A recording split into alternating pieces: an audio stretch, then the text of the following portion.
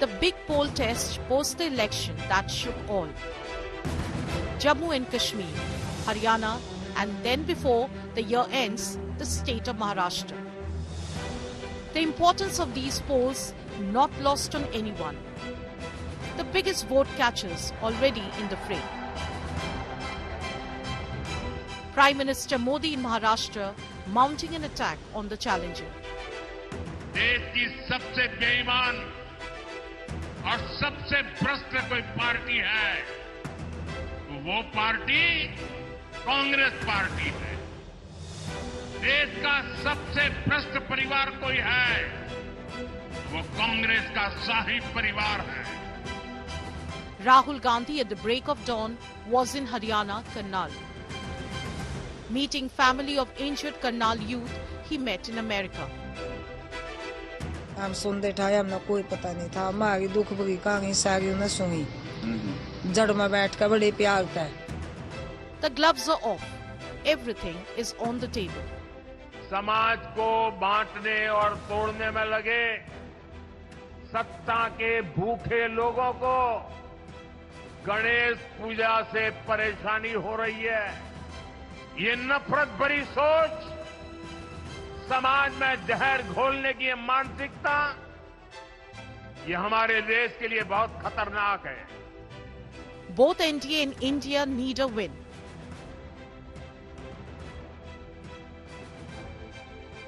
To reinstate the message, 2024 Lok Sabha was not an aberration. Good evening, you're watching To The Point. I am Preeti Chaudhary. The Prime Minister today was in Maharashtra, Wardha, while Rahul Gandhi made a surprise visit. Wee hours in the morning at about 5 or 6 o'clock, he went to Karnal to meet the family of a youth who he had met in America who was injured. Both the BJP and the Congress know that these elections that are coming up by the end of the year are crucial. Both want to prove practically the same point, that the results of 2024 wasn't an aberration. For the NDA, it was a majority. And for the opposition, the India Alliance, it was a huge, huge boost, which they would hope to consolidate. Let's cut across right now to Sahil Joshi from Mumbai and Kamaljeet Sandhu joining us from Chandigarh. Sahil, the Prime Minister going all out. Okay, we're going to cut across to Sahil in just a minute from now, but let's cut across to Kamaljeet Sandhu from Chandigarh. Kamal, get us up to speed with Rahul Gandhi's visit this morning. We believe there are multiple short visits planned, rallies, personal visits in Haryana where the Congress fancies its chances. Well, absolutely, Preeti. It's the peak season for elections, and obviously where there's a war of words between the Grand Old Party as well as the Saffron Party. We've seen number of visits by VVIPs, and we've seen Union Home Minister Amit Shah, we've seen the Prime Minister come in. We've also seen Arvind Kejriwal coming in for his rallies, Bhagwant Mann earlier. But what Rahul Gandhi has done is he's made a different sort of an appearance, because this is where a personal touch is something that he's been experimenting on, and that is why he visited that one particular family in Karnal, the Amit's family, somebody who had met in US, where he had promised he would visit his family, and in turn he also got ghee and something of a sweet dish from there. What is also important is that not many Congress workers really knew about this particular visit, and that is why just about one person, which is Virendra Rathore, who's from Ghoronda, a Congress candidate, who made a timely appearance and managed to actually whisk away Rahul Gandhi from there and offered him tea before he headed out to Delhi again. But this is something that many within the Congress and within Haryana believe is a different sort of a strategy, because they feel that those who are approaching and making speeches from the podium is altogether a different thing. This is about a personal connect, and we saw this earlier in Sonipat, where he actually went and met the farmers. He was plowing in the field, so that was a different sort of feeling. Then the other part was when he met the truck drivers. Now, many times he was on his way to Himachal earlier where the elections were taking place. So he tried to utilize every opportunity, and even now when there is no actual official announcement of his rallies, this is a surprise visit of sort, And this is where he feels this could put him actually differently and apart from the other political leaders who are going by the stereotypical or perhaps a certain way of going about things. A personal touch here, there was no Bhupinder Hooda, no Uday Bhan. This was just alone Rahul Gandhi there. So obviously, one is he's making a departure from the normal self as far as the elections are concerned, and the other is obviously giving that personalized touch. Now, will that work for Haryana voters? That now needs to be seen. There are several issues, including the MSP, the farmers, the Agniveer, and here is Rahul Gandhi trying something different, experimenting it. We'll really have to wait for the voters to decide whether this is something that they really appreciate or whether they're going to really wait and see whether it's the manifestos, whether it is about the Congress falling back on its traditional old leaders. To ensure, and remember this 10 years of anti-incumbency, whole lot of things really happening. But Rahul Gandhi now taking a lead, coming in a frantic sort of a way, making that personalized touch. And this is up to the voters now to decide how they see it, how they view it. How they see it, how they view it. Multiple traditional forms of campaigning also planned where the Congress is concerned. You will have both the Gandhis, Rahul Gandhi and Priyanka Gandhi, take to the field in terms of campaigning traditionally. This was an aberration of sorts, but word coming in, there might be a few planned where the state of Haryana comes into question. Let's cut across right now from Kamaljeet Sandhu to Sahil Joshi, our Mumbai Bureau Chief. Sahil, the BJP, at least with the kind of visits we've seen or the lack of them, other than one rally that the Prime Minister held in Haryana, seem to be going all in for Maharashtra. Maharashtra is the big prize where they're hoping that they'd be able to get their house in order and go into this election with a big push. And you could see the Prime Minister today once again in Maharashtra.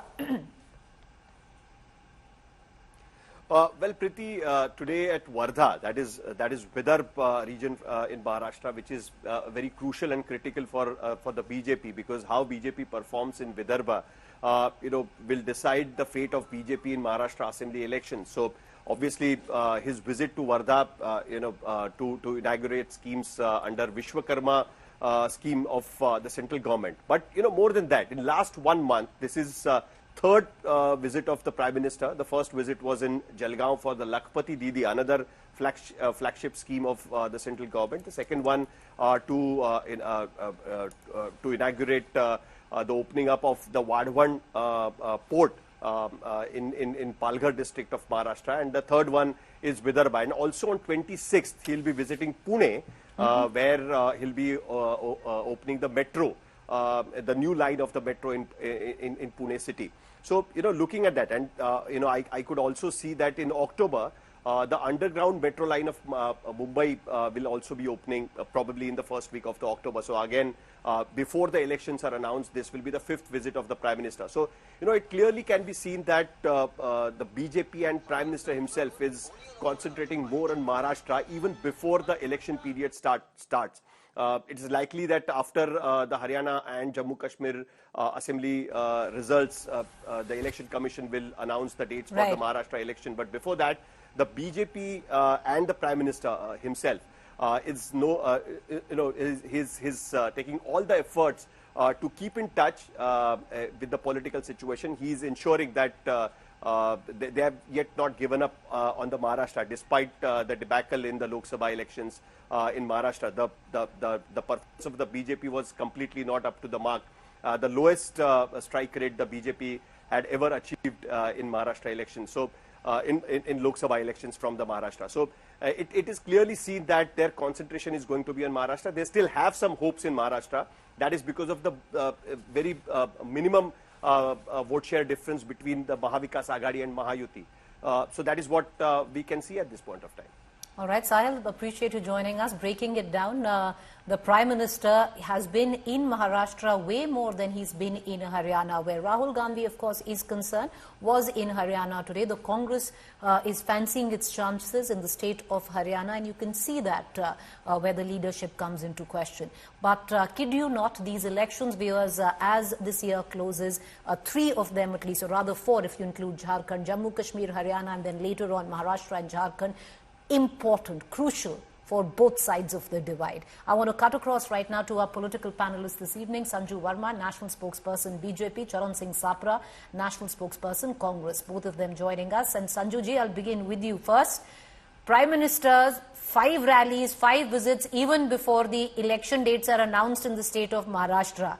Elections are in the next 10 days in the state of Haryana, and we've seen the Prime Minister go there only once. What has Haryana done? Doesn't it deserve more visits from the Prime Minister, Sanju Verma? Or have you given up your cause in the state? You know, Preeti, I'm amused at conspiracy theories being propounded. As they always say, you know, the proof of the pudding is in the eating. And I've said this ad nauseum, that the kind of work done in the last 10 years by the BJP-led government in Haryana, I think the results on the 8th of October will vindicate our stand. But my limited point is this: I will not allow anyone to digress from the moot issue. If the Prime Minister is visiting Maharashtra, where the stakes are obviously very high, and if anyone denies that, that is simply trying to hoodwink your audience and the electorate, why should we not talk about Maharashtra? Because don't forget, you know, while it's all fine to say, oh, the BJP is engaging in freebies by giving 1,500 rupees a month, you know, via the Maji Ladki Bahin Yojana, and need I say that 1.7 crore women in Maharashtra have already benefited to that extent due to the Ladki Bahin Yojana, but that is not the point of discussion. My limited point is simply this: as JP Nadda always says, BJP is the only party which has the niti, which has the niyat, and which has the ability to translate vision into reality. And let me tell your audience that it was way back in 1961 that Pandit Nehru envisioned the Mumbai Trans-Harbour Link. And guess what, Preeti? It took us 62 years. Finally, in 2023, the Mumbai Trans-Harbour Link actually became a pleasant reality. So my limited point is this: be it the Pune-Kolhapur Vande Bharat Express, be it the Nagpur Metro, be it the 3rd phase of the Mumbai Metro, be it completing the Kolaba-Bandra underground rail line, be it laying the foundation stone of the Thane internal ring road rail project, be it the Thane Creek Bridge project, be it the Andheri-Versova link road project, be it extending the Eastern Highway Express all the way to Ghorbandar Road, be it the Kalyan Yard remodeling, be it the Gati Shakti multimodal cargo terminal project at Navi Mumbai, or for that matter, be it the Navi Mumbai Airport, which was actually inaugurated by Rajiv Gandhi way back in 1988, and now after 37 years it will come to fruition in 2025. My limited point is this: Maharashtra is today the beacon of all that is excellent with India's economic heft and India's economic growth story, with Mumbai alone accounting for 7% of our GDP and Maharashtra accounting for more than 9 to 10% of our GDP. Sanju Verma, you know, when you say that is very, very important, Maharashtra election, nobody is denying it's very, very important. What is the big deal? Okay. Why should people be having problems with that, Preeti? But no, Sanju Verma, nobody is having problems with that. Maharashtra is very, very important, but what has poor Haryana done? You've named the GDP. Haryana would say we bring in more medals in Olympics than the entire Indian states put together. You know, why completely disregard Haryana's role? It might be small. The state might just have 90 seats, but state is a state, ma'am, as important.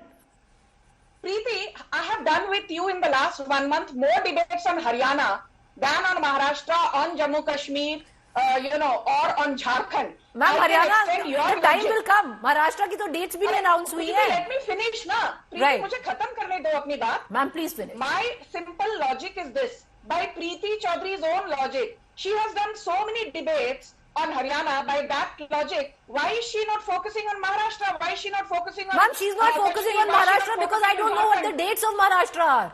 If the day I know the dates of Maharashtra, I'll have you every day on the show and we'll debate Maharashtra. Ye to pata hai na that elections will be held before November, December, because the term of the assembly in expires. 10 days there are elections in Haryana. But anyway, I want to bring in Charan Singh Sapra. I want to bring in Charan Singh Sapra into this conversation.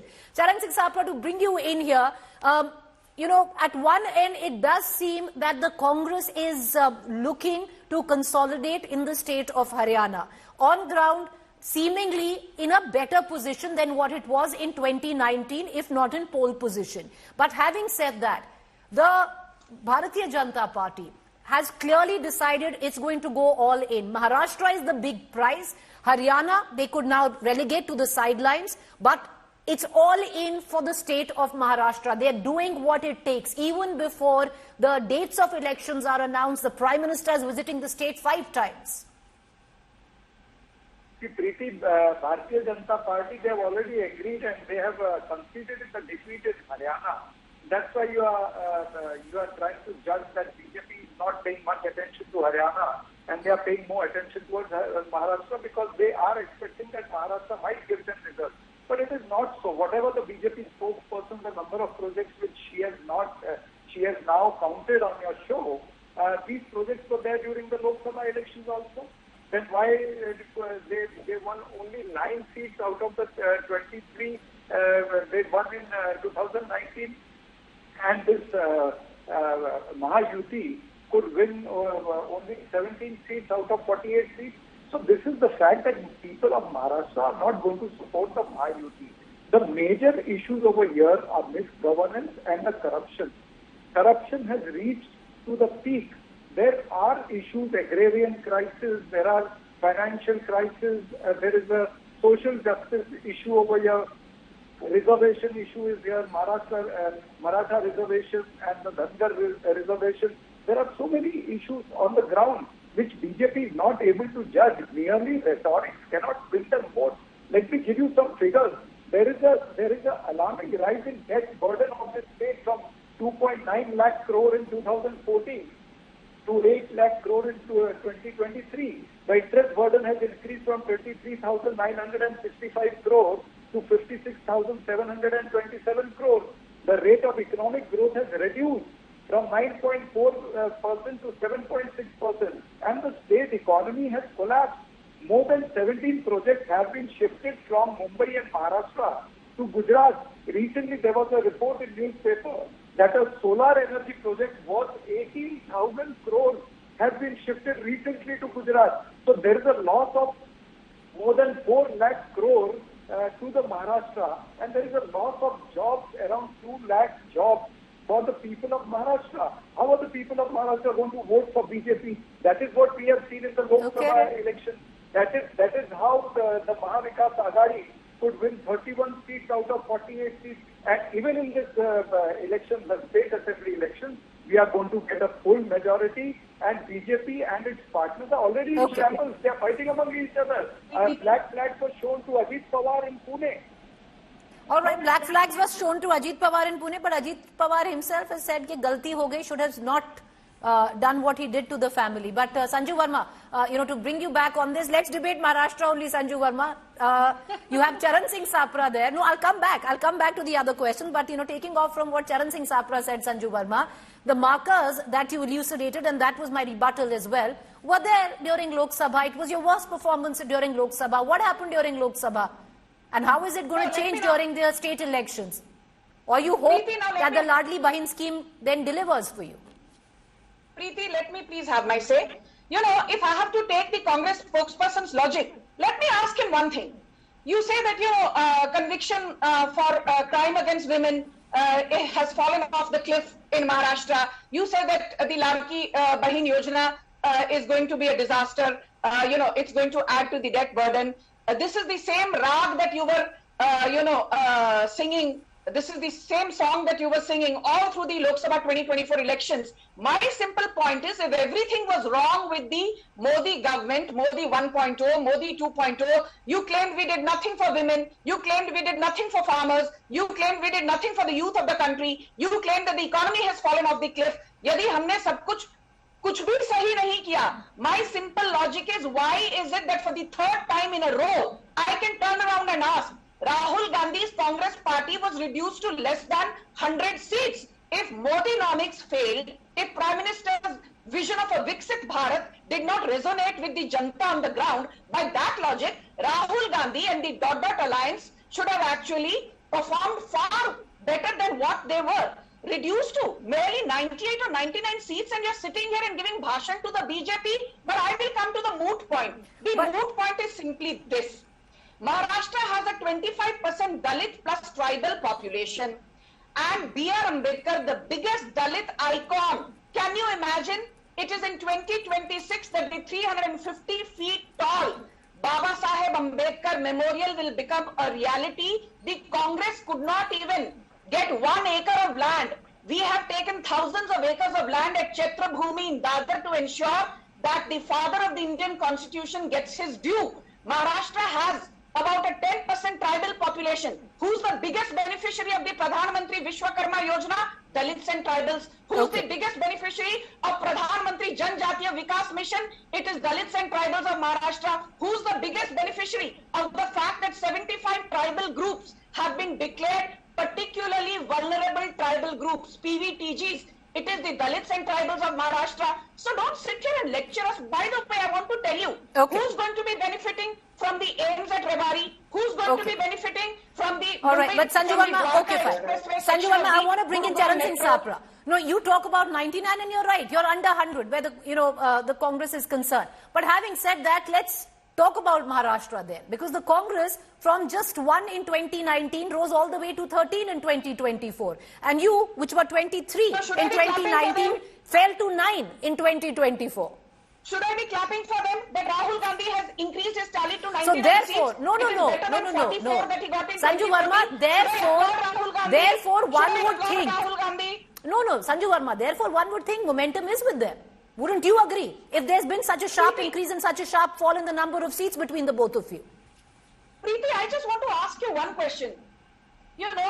Yes, we were reduced to a lower tally than we anticipated. I've said this without shoving uncomfortable truths under the carpet. We had a slogan of 400 par. We were reduced to 240. Is that something to gloat about? No. Are we doing introspection? That's a continuous process. Yes. But the Congress party, which said Modi ko teesri baar aane nahi denge, for the first time in 62 years, the incumbent became the Prime Minister for the third time running. No. And the Congress party has been reduced to a defeat. Sanju, let me bring in Charan Singh Sapra. No, ma'am, your overall tally, I'm not contesting. I'm not contesting your overall tally with what you're giving. I'm just giving you the micro picture of the state of Maharashtra. And I'm talking about the rise and fall in that. Where the Congress and the BJP is concerned, I'm not even looking at the alliances. Charan Singh Sapra wants to come in. I'm running out of time. Charan Singh Sapra, go ahead. See, BJP and the BJP spokesperson is not ready to discuss Maharashtra because they have failed miserably in the Lok Sabha election and they are going to fail miserably again. They are not talking on the real issues of Maharashtra. People have seen the kind of corruption under this Khokhe Sarkar. People have been seeing the kind of corruption in the Shivaji Maharaj statue also. And the memorial which she is talking about, Baba Saheb Ambedkar's memorial, that memorial work was already going on when the Lok Sabha elections were there. Why the Dalits have not given vote to BJP? See, there are different issues. The Dalits are today hearing that Bharatiya Janata Party... Allow him to talk. You had your... Can I just get Charan Singh Sapra? Sanju Verma, come back to you. You've been speaking. Yes, go ahead, Charan Singh Sapra. See, the Dalits in Maharashtra know that these people are not sincere with the reservation. They are going to remove the reservation. They are not sincere with the caste census. They don't want to do that Jatigat Janaganna. These are the things which the Dalit voters are knowing. And what about if they are talking about female? Why BJP is not talking on the Badlapur molestation? Why BJP is not ready to ratify the Mama, come to you. Allow him. You spoke. Which has gone to the President of India. Why Shakti criminal law has not been ratified or not been signed by the President of India? If you are so sincere about the female security, then it should have been done immediately. It went to the President of India 2 years ago. So BJP's non-sincerity has been seen on each and every ground. They have failed financially. They have failed in agrarian crisis. They are not able to do anything. This is just Khokhe Sarkar, and Khokhe Sarkar is only there to, satta ki malai khane ke liye ye log baithe hain. This is what people of Maharashtra... Sanju Verma, at least, do you admit on one basic question that the elections, all 4 of them, and the results are crucial by the end of the year? 4 elections: Jammu, Kashmir, Haryana, Maharashtra, Jharkhand. Preeti, now let me have my say. Charan Sapra sits here and says, iska debt बढ़ गया, uska debt बढ़ गया. I want to tell the Congress this. The people of Karnataka gave you a brilliant mandate. You pushed Karnataka into the throes of bankruptcy. Sir, allow her. Come on, sir. Same courtesy. Can I get Sanju Verma? Go ahead, make your point. Thank you. The people of Karnataka gave Congress a brilliant mandate, a brute majority. What happened? They raised electricity tariffs after saying 200 units of electricity free. They could not give 10 kgs of rice to every woman of every household, and then they blamed Food Corporation of India. They raised petrol and diesel prices in Karnataka by 3 rupees per litre. They raised milk prices by 2 rupees per litre. They raised stamp duty for affordable housing by 200% and non-affordable housing by 500%. They raised the prices of bus fares. They raised the prices for school children, for government-owned schools by 37%. And they raised price tariffs in rural areas by 37% and urban areas by 42%. They have pushed, the Congress has pushed Himachal Pradesh into the throes of bankruptcy. But that's inherited. A lot of that debt is inherited. Most of that debt is inherited, ma'am. Okay, but 30 seconds, Charan Singh Sapra, please, 20 seconds, sorry. Please answer. I need to close the show. 20 seconds. Ma'am, Khatakhat model dono taraf se ho raha hai. You look at your manifestos in the states of Jammu, Kashmir and Haryana. Look identical. Okay, can I just get 20 seconds? 20 seconds, Charan Singh Sapra, make your point. The party is not having any valid reason. They are not having any valid things to talk in Maharashtra. That's why she is jumping on Karnataka. The people of Maharashtra know that this is not a triple engine sarkar. This is a trouble engine sarkar. But okay, no, her point is, Mr. Sapra, her point is you make promises, then you don't deliver on them. No. She doesn't have anything to speak on Maharashtra. That's why she's going on Karnataka. Let's discuss Karnataka elaborately. You give me time, I'll discuss it. Okay, no, there's no time. You have been reduced to less No, there's no time. I need to hard cut. Thank you. Both of you for joining us. Thank you. The dates of Maharashtra are still not announced for us, but it's gloves off. Gloves are going to be off for a fair while because we are now in open election season, and it doesn't just quite end with the end of the year, because in all probability we are going to see it all the way till February when Delhi goes to elections. If Delhi completes its full term where the assembly is concerned.